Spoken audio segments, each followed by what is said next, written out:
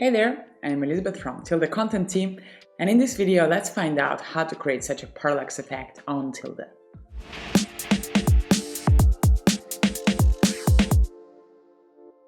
First, let's define parallax.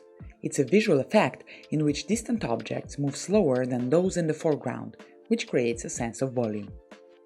Now that we know how it works, let's move on to preparing the image.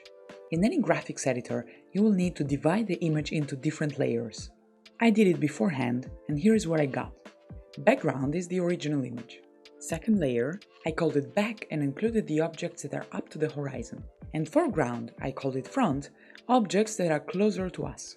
It's a hill with some stones. Let's go to Zero Block, delete all the default elements, and upload the images we've prepared. Drag and drop the files into Zero Block one by one. Select all the objects, align them to each other, and set the width to 1200 pixels, the size of the working area. Now let's configure the working area. Set the height of the block equal to the height of the image. For me, it's 750 pixels. Enable Auto Scale, which allows you to automatically adjust the block to the width of the browser window. In this example, on the left, Auto Scale is disabled, and you can see the borders where the workspace ends. And on the right, the block automatically adjusts itself to the screen. Okay, back to our effect. Since the original image is the background, which is the furthest away from us, it doesn't need to be animated. So I only animate the background and the foreground. But how do I select the desired object? It's very easy.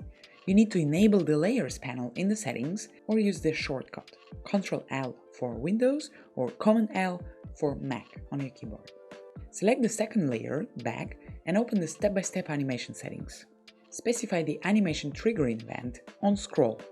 Then add a new step, set the distance to 500, y-axis offset -100 pixels.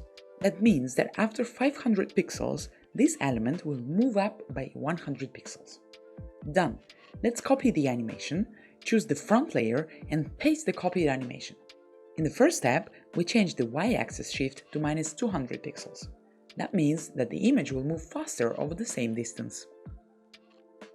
Let's add other interface elements to the website, publish the changes, and check it out.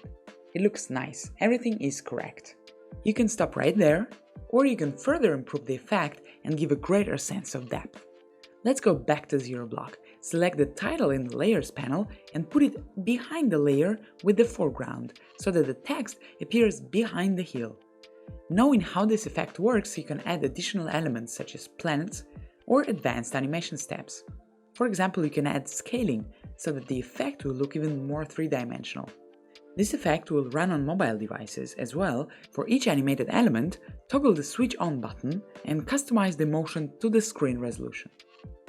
Leave your questions in the comments under the video and let us know if you're curious to see a detailed tutorial on mobile animation. Also, subscribe to our channel, give us a thumbs up, and see you soon. Bye!